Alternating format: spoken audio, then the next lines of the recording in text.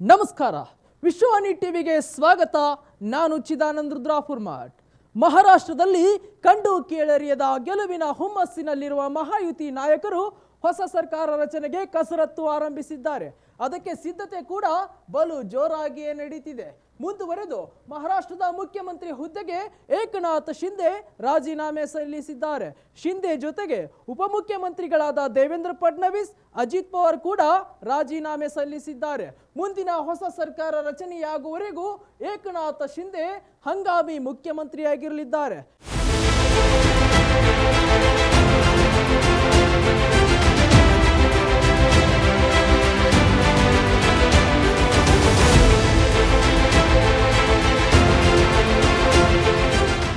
ಇಂದು ಬೆಳಗ್ಗೆ ಮಹಾರಾಷ್ಟ್ರದ ರಾಜಭವನಕ್ಕೆ ಆಗಮಿಸಿದ ಶಿಂದೆ ಫಡ್ನವೀಸ್ ಮತ್ತು ಅಜಿತ್ ಪವಾರ್ ರಾಜ್ಯಪಾಲ ರಾಧಾಕೃಷ್ಣನ್ ಅವರಿಗೆ ರಾಜೀನಾಮೆ ಸಲ್ಲಿಸಿದರು.